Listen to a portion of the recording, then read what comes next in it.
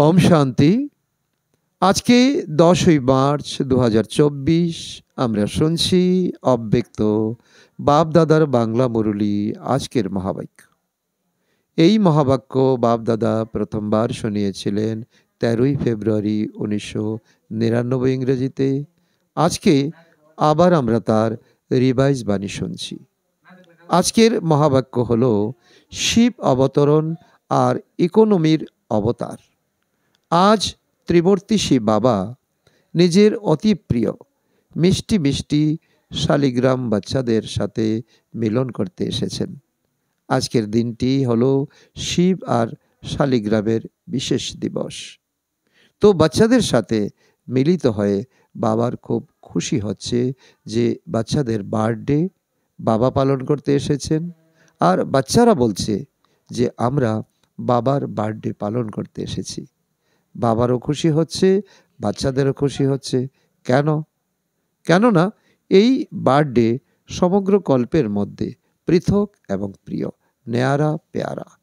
সমগ্র কল্পে এরকম বার্থডে কারোরই পালন করা হয় না। বাবার আর বাচ্চাদের একই সাথে একই সময়ে বার্থডে হয়, এরকম ঘটনা সমগ্র কল্পে আর কোনো সময়ে কারোরই হয় না। তো প্রথমে বাপদাদা বাচ্চাদের পদম পদম পদম গুণ অভিনন্দন জানাচ্ছেন। বাচ্চাদের অভিনন্দন অমৃতবেলা থেকে অত্যন্ত হৃদয়ের সাথে হৃদয়ের অভিনন্দন বাপদাদার কাছে পৌঁছেই গেছে। বাপদাদা এত সব বাচ্চাদেরকে, শালিগ্রামদেরকে দেখে এই খুশির গীত হৃদয়ে গাইছেন যে বাহ হারানিধি বাচ্চারা, বাহ বাহ আদরের বাচ্চারা, বাহ বাহ অলৌকিক জন্ম, অলৌকিক বার্থডে পালনকারী বাচ্চারা, বাহ। তো বাপদাদা প্রত্যেক বাচ্চার জন্য বাহ বাহ এর গীত গাইছিলেন। কেননা এত সংখ্যক বিশ্বের আত্মাদের মধ্যে থেকে কত অল্প সংখ্যক তোমরা বাচ্চারা এরকম পদ্মাপদম ভাগ্যবান হয়েছ আর ভবিষ্যতেও ভাগ্যবান থাকবে। অমর ভাগ্যবান অর্ধেক কল্প থাকবে। এক জন্মের বরদান নয়, অনেক জন্মের অমর বরদানি হয়ে গেছো। এরকম বাচ্চাদের নিজেদের সম্মান কতটা থাকে, সমান কতটা স্মৃতিতে থাকে। এই অলৌকিক বার্থডে বা অলৌকিক জন্মের অক্ষুণ্ণ উত্তরাধিকার বাবা বাচ্চাদের জন্মানোর সাথে সাথেই প্রদান করেছেন। জন্মানোর সাথে সাথেই স্মৃতির তিলক প্রত্যেক বাচ্চাকে বাবা দিয়েছেন। তিলক লাগানো আছে, তাই না? ব্রাহ্মণ জীবন আছে তো তিলকও অবিনাশী আছে। ব্রাহ্মণদের ললাটে তিলক, এটা হলো শ্রেষ্ঠ ভাগ্যের লক্ষণ। তো তোমরা সবাই আর চারিদিকের বাচ্চারা দূরে বসে থেকেও অত্যন্ত উৎসাহ উদ্দীপনার সাথে এই পৃথক এবং প্রিয় নেয়ারা পেয়ারা বার্থডে পালন করছো, তাই না? সবাই এই কারণে খুশিতে আছে যে বাবা আমাদের বার্থডে পালন করছেন আর আমরা বাবার বার্থডে পালন করছি। কত খুশি হচ্ছে না? খুশি পরিমাপ করতে পারো? পরিমাপ করা যায়? এই দুনিয়াতে এই অলৌকিক খুশি পরিমাপ করার সাধন বের হয়নি। যদি তোমাদেরকে বলে যে সাগরের মতো খুশি আছে, তো কি বলবে? বলবে যে সাগর তো কিছুই নয়। আচ্ছা, আকাশের মতো আছে? তো আকাশের থেকেও উঁচুতে তোমাদের ঘর, তোমাদের সূক্ষ্ম বতন আছে। তাই খুশি মাপার জন্য কোনো মাপ যন্ত্র বের হয়নি আর বের হবেও না। এতটা খুশি হচ্ছে তো এক হাতের তালি বাজাও। সবাই তালি বাজালো, খুশি হচ্ছে এতে, তো সবাই হাত তুলেছে, অভিনন্দন। এখন দ্বিতীয় প্রশ্ন হলো, বাচ্চারা বুঝে গেছে এজন্য হাসছে। বাপদাদা সর্বদা বাচ্চাদেরকে প্রস্ফুটিত আত্মিক গোলাপের রঙে দেখতে চাইছেন। অর্ধেকটা প্রস্ফুটিত নয়, সদা আর সম্পূর্ণ। প্রস্ফুটিত ফুল কত মনোরম হয়, তাই না? দেখলেই ভালো লাগে। আর যদি একটু শুকিয়ে যায় তখন কি করো? দূরে সরিয়ে রাখো। বাপদাদা দূরে সরিয়ে দেন না, কিন্তু তারা নিজে থেকেই দূরে সরে যায়। আজ তো হলো উৎসব পালন করার দিন। মুরলী তো সর্বদাই শুনতে থাকো। আজ অত্যন্ত খুশিতে মনে মনে নাচো আর গাও। মনে মনে নাচো, পা দিয়ে নয়। শারীরিকভাবে নাচতে শুরু করলে তো চরম বিশৃঙ্খলার সৃষ্টি হবে। কিন্তু বাপ দাদা দেখছেন যে বাচ্চারা নাচছেও আর মিষ্টি মিষ্টি বাবার মহিমা আর নিজের অলৌকিক মহিমার গীতও অনেক গাইছে। তোমাদের মনের আওয়াজ বাবার কাছে পৌঁছে গেছে। সমস্ত দেশ থেকে আওয়াজ আসছে। তারা বাবার আওয়াজও শুনছে আর বাবাও তাদের আওয়াজ শুনছেন। বাবাও বলছেন, হে বিশ্বের অতি স্নেহী বাচ্চারা, আরও বেশি করে নাচো, আরও বেশি করে গাও। এছাড়া আর কাজই আছে, আর কি কাজই আছে তোমাদের? ব্রাহ্মণদের কাজ কি? যোগ লাগানোই বাকি। পরিশ্রম আছে কি? যোগের অর্থই হলো আত্মার আর পরমাত্মার মিলন। তো মিলনে কি হয়? খুশিতে নাচতে থাকো। বাবার মহিমার মিষ্টি মিষ্টি গীত হৃদয়ে অটোমেটিক গাইতে থাকে। ব্রাহ্মণদের কাজই হলো এটা, গাইতে থাকো আর নাচতে থাকো। এটা হওয়া কি সম্ভব? নাচ গান করা কি অসম্ভব ব্যাপার? নয় না। যাদের মনে হচ্ছে যে এটা অসম্ভব তারা হাত তোলো। এখন তো হলো নাচ গান করার সিজন। তো তোমাদেরকেও কি করতে হবে? নাচো, গাও। সহজ, তাই না? সহজ মনে হলে কাঁধ নাড়াও। অসম্ভব তো নয়, তাই না? জেনে বুঝে সহজ থেকে সরে গিয়ে জটিল করে ফেলো।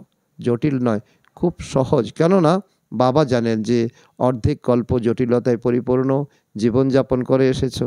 এই জন্য এই সময় সহজ হয়ে গেছে। এমনকি কেউ আছে যাদের কাছে এটা জটিল মনে হচ্ছে? কখনো কখনো জটিল মনে হয়। যেরকম কেউ চলতে চলতে রাস্তা ভুল করে অন্য রাস্তায় চলে যায়, তো তখন কঠিন মনে হয়, তাই না? জ্ঞান মার্গ দুরূহ নয়। ব্রাহ্মণ জীবন কঠিন নয়। ব্রাহ্মণের পরিবর্তে ক্ষত্রিয় হয়ে যাও। তো ক্ষত্রিয়ের কাজই হলো লড়াই করা, ঝগড়া করা, মারামারি করা। সেটা তো কঠিনই হবে, তাই না? যুদ্ধ করা তো কঠিন কাজ। আনন্দ থাকা হলো সহজ। ডবল ফরেনার্স আনন্দে আছো, তাই না? এক হাতের তালি বাজাও। আনন্দে আছো? সেখানে গিয়ে দ্বিধাগ্রস্ত তো হয়ে যাবে না। দেখো, আজকের শিব জয়ন্তীর মহত্ব দুটি বিষয়ের জন্য। এক হলো আজকের দিনে ব্রত রাখে। ডবল ফরেনার্স তো পালন করতেই হয়নি, ভারতেই পালন করে। তো এই দিবসের মহত্ব হলো ব্রত রাখা। আর দ্বিতীয় হলো জাগরণ করা। তো তোমরা সবাই ব্রত রেখেছো, তাই না?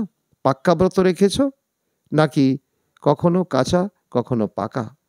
কাঁচা জিনিস ভালো লাগে, পরিপক্ক সব কিছুই ভালো লাগে, তাই না? তো কিসের ব্রত রেখেছো? বাপ দাদা সব থেকে প্রথম ব্রত কি দিয়েছিলেন? যখন স্মৃতির তিলক লাগালো তখন সর্বপ্রথম ব্রত কি হয়? মনে আছে, তাই না? সম্পূর্ণ পবিত্রতা ভাব।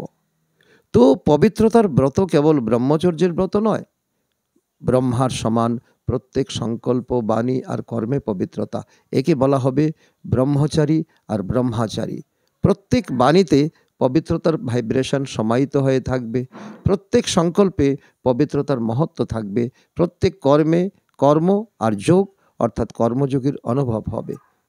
একে বলা যাবে ব্রহ্মাচারী। ব্রহ্মা বাবাকে দেখেছ? প্রত্যেক বাক্য ছিল মহাবাক্য, সাধারণ বাক্য নয়। কেননা তোমাদের জন্ম কোনো সাধারণ জন্ম নয়, অলৌকিক জন্ম। অলৌকিকতার অর্থই হলো পবিত্রতা। তো প্রতিদিন রাতে নিজের টিচার হয়ে চেক করো আর পার্সেন্টেজ অনুসারে নিজেকে মার্কস দাও। 100% হতে হবে। কিন্তু প্রতিদিন নিজেকে দেখো, অপরকে দেখবে না। বাপদাদা দেখেছেন যে নিজেকে দেখার পরিবর্তে অন্যদেরকে দেখতে লেগে যায়, সেটা সহজ হয়। তো নিজেকে দেখো যে আজকের দিনে সংকল্প, বাণী আর কর্মে কত পার্সেন্ট পবিত্রতা ছিল। এই বছরে তোমরা চারিদিকে কোন সন্দেশ পৌঁছে দিয়েছ? সমস্ত ফাংশানে পরিবর্তন সম্বন্ধে বলেছ তো? যেখানে ভাষণ করেছ পরিবর্তনের টপিকের উপরেই খুব ভালো ভালো ভাষণ করেছ। তো এই বছর চারিদিকের সেবাতে অন্যদেরকেও পরিবর্তন করার লক্ষ্য খুব ধুমধামের সাথে দিয়েছ। বাপদাদা খুশি হয়েছেন। তো তোমরা নিজেদের জন্য এটা চেক করো যে প্রতিদিন কত পার্সেন্টেজে পরিবর্তন হয়েছে। পরিবর্তন হোক উন্নতি কলার, অবনতি কলার নয়। বাপদাদাও প্রত্যেক বাচ্চার চার্ট দেখেন। তোমরা চিন্তা করছো যে সকল বাচ্চাদের চার্ট দেখেন নাকি বিশেষ কিছু বাচ্চার দেখেন? বাপদাদা সমস্ত বাচ্চার চার্ট কখনো কখনো দেখেন, প্রতিদিন দেখেন না, কিন্তু কখনো কখনো দেখেন। লাস্টের বাচ্চাদেরও দেখেন, তো ফার্স্টের বাচ্চাদেরও দেখেন। সবাই হাসছে, তো বাপদাদাই কি শুনিয়ে দেবেন যে চার্টে কে দেখেছেন? আজ তো আনন্দ করার দিন, তাই না? এজন্য শোনাচ্ছেন না, কিন্তু পরবর্তীকালের জন্য ইশারা দিচ্ছেন যে আজকের দিনের যে মহত্ব আছে, ব্রত নেওয়া অর্থাৎ দৃঢ় সংকল্প নেওয়া। সত্যিকারের ভক্তরা কখনো ব্রত ভঙ্গ করে না। তো বাপদাদা পুনরায় বাচ্চাদেরকে ভবিষ্যতের জন্য ইশারা দিচ্ছেন যে এখনও প্রথম ফাউন্ডেশন সংকল্প শক্তি কখনো কখনো ওয়েস্ট বেশি আর নেগেটিভ ওয়েস্টের থেকে একটু কম হচ্ছে। প্রত্যেক সংকল্প শক্তির উপযোগ যতটা স্বপ্রতি বা বিশ্বের প্রতি করতে হবে, ততটা আরও বৃদ্ধি করো। কেননা সংকল্পের আধারে বাণী আর কর্ম হয়। তো সংকল্প শক্তির পরিবর্তন করো। যেটা ওয়েস্ট আর নেগেটিভ হয় তাকে পরিবর্তন করে বিশ্ব কল্যাণের প্রতি কাজে লাগাও। বাপদাদা সংকল্পের খাজানাকে সর্বশ্রেষ্ঠ মনে করেন। এই জন্য এই সংকল্পের খাজানার প্রতি ইকোনমির অবতার হও। আজকের দিনকে অবতরণের দিন বলা হয়। তো বাপদাদার সকল বাচ্চাদের প্রতি এই শুভ আশা আছে, আজকের দিন শিব অবতরণের সাথে সাথে তোমরা সবাই ইকোনমির অবতার হও। সংকল্পে ইকোনমি করা অর্থাৎ ওয়েস্ট হওয়া থেকে বাঁচানো। তাহলে অন্যান্য সকল খাজানা অটোমেটিক বেঁচে যাবে। তাহলে 99 সালে কি হবে? 99 সাল চালু হয়ে গেছে না? আগে চিন্তা করতে যে 99 কি হবে। কিন্তু হয়েছে কি, ফেব্রুয়ারিতে তো এসে গেল। যদি হয়ও, কিন্তু তাতে কি আর ক্ষতি হবে? ভয় হচ্ছে? তোমাদের জন্য ভালোই হবে। দুশ্চিন্তার দুনিয়ার জন্য যা কিছু হয়ে যাক, তোমাদেরকে নির্ভয় আর হাসিমুখে এই খেলা দেখতে হবে। খেলাতে রক্তও দেখায়, তো ভালোবাসাও দেখায়, লড়াইও দেখায়, তো ভালো জিনিসও দেখায়। তারপর খেলা দেখতে ভয় লাগে কি? কি হবে? কি হয়েছে? এসব চিন্তা করো কি? বসে দেখতে মজাও লাগে। তো এটাও হলো অসীম জগতের খেলা। যদি অল্প একটু ভয় হয় বা ঘাবড়ে যাও, কি হয়ে গেল, কি হয়ে গেল, তো এরকম তো হওয়া উচিত ছিল না। কেন হলো এরকম? কেন হলো এরকম স্থিতিতে থাকা? আত্মার উপর এফেক্ট পড়বে। ভালোর থেকেও ভালো স্থিতিতে থাকা আত্মা অস্থির পরিস্থিতিতে নিজেও অস্থির হয়ে পড়বে, দোলাচলে এসে যাবে। এই জন্য 99 হোক বা 2000, তোমাদের কি খেলা হতে দাও। মজা করে দেখো, ঘাবড়ে যেও না। হায়, এ কি হয়ে গেল, সংকল্পও যেন না আসে। সবাই জিজ্ঞাসা করে 99তে কি হবে? কিছু হবে নাকি হবে না? বাপদাদা বলছেন, তোমরাই প্রকৃতিকে সেবা দিয়েছ যে ভালো করে সাফাই করো। তো তাদেরকে লম্বা লম্বা ঝাড়ু দিয়েছ সাফাই করার জন্য। তাহলে ঘাবড়াচ্ছ কেন? তোমাদের অর্ডারেই যে সাফাই করবে, তো তোমরা কেন দোলাচলে আসছো? তোমরাই তো অর্ডার দিয়েছ, তাই না? তো অচল অনর হয়ে মন আর বুদ্ধিকে একদম শক্তিশালী বানিয়ে অচল অনর স্থিতিতে স্থিত হয়ে যাও। প্রকৃতির খেলা দেখতে থাকো, ঘাবড়েও না। তাহলে তোমরা হলে অলৌকিক, সাধারণ কিন্তু নও। সাধারণ মানুষ দোলাচলে আসবে, ঘাবড়ে যাবে। অলৌকিক মাস্টার সর্বশক্তিমান আত্মারা খেলা দেখতে দেখতে নিজের বিশ্ব কল্যাণের কাজে বিজি থাকবে। যদি মন আর বুদ্ধিকে ফ্রি রাখবে, তাহলে ঘাবড়ে যাবে। মন আর বুদ্ধিকে দ্বারা লাইট হাউস হয়ে লাইট ছড়িয়ে দেবে। এই কাজে বিজি থাকবে, তো বিজি আত্মার ভয় আসবে না, সাক্ষী ভাব থাকবে। আর যে কোনো দোলাচলই আসুক, নিজের বুদ্ধিকে সদা ক্লিয়ার রাখবে। ক্লিয়ার রাখবে কি? কেনতে বুদ্ধিকে বিজি বা ভরপুর করে রাখবে না, খালি রাখবে। তো এক বাবা আর আমি। তখন সময় অনুসারে পত্র, টেলিফোন, টিভি বা তোমাদের যা কিছু সাধন আছে, তো সেসব যদি নাও পৌঁছায়, তথাপি বাপ-দাদার ডাইরেকশন ক্লিয়ার ক্যাচ হবে। এই সায়েন্সের সাধনগুলিকে কখনো আধার বানাবে না। ইউজ করো, কিন্তু সাধনের আধারে নিজের জীবন বানাবে না। কখনো কখনো সায়েন্সের সাধন হওয়া সত্ত্বেও ইউজ করতে পারবে না। সেজন্য সাইলেন্সের সাধন যেখানে থাকবে, যেরকমই পরিস্থিতি হোক না কেন, খুব স্পষ্ট আর খুব তাড়াতাড়ি কাজে আসবে। তার জন্য তোমাদের বুদ্ধির লাইন ক্লিয়ার রাখবে। বুঝেছ? তোমরাই তো আহ্বান করো যে তাড়াতাড়ি গোল্ডেন এজ এসে যাক। তো গোল্ডেন এজের জন্য এই সাফাই চাই, তাই না? তো প্রকৃতি ভালোভাবে সাফাই করবে। তো আজকের দিনে শুধু সংকল্প নয়, দৃঢ় সংকল্প কোনটা করেছ? ইকোনমির অবতার হতেই হবে। সংকল্পে, বাণীতে, সাধারণ কর্মে ইকোনমি হতে হবে। আর দ্বিতীয় কথা হলো, সদা বুদ্ধিকে ক্লিয়ার রাখবে। যাকে অন্যভাবে বাবা বলেন, সত্য হৃদয়ে সাহেব রাজি। সত্য হৃদয়, স্বচ্ছ হৃদয়। বর্তমান সময়ে সত্যতা আর স্বচ্ছতার প্রয়োজন আছে। হৃদয়ও সত্য, পরিবারও সত্য, আর বাবার কাছেও সত্য। বুঝেছ? আজকের দিনে বলার কথা ছিল না, কিন্তু বলে দিলাম। বাপ দাদা তোমাদের ভালোবাসেন, তাই না? তাই বাচ্চাদের অল্প একটু দুর্বলতাও বাবা দেখতে পারেন না। বাপ দাদা সদা প্রত্যেক বাচ্চাকে নিজের সমান সম্পূর্ণ দেখতে চাইছেন। চারিদিকের দোলাচল প্রকৃতির সমস্ত তত্ত্ব খুব দোলাচল সৃষ্টি করছে। কোনো দিকই দোলাচলের থেকে মুক্ত নয়। ব্যক্তিদের দ্বারা দোলাচল, প্রকৃতিরও দোলাচল। এরকম সময়ে যখন সৃষ্টিতে চারিদিকে দোলাচল হচ্ছে, তো তোমরা তখন কি করবে? সেফটির সাধন কি? সেকেন্ডে নিজেকে বিদেহী, অশরী বা আত্ম অভিমানে বানিয়ে নাও। তাহলে দোলাচলের মধ্যেও অচল থাকতে পারবে। এতে টাইম তো লাগবে না। কি হবে? এতে ট্রায়াল করো। 1 সেকেন্ডে মন বুদ্ধিকে যেখানে যাও সেখানে স্থির করতে পারো।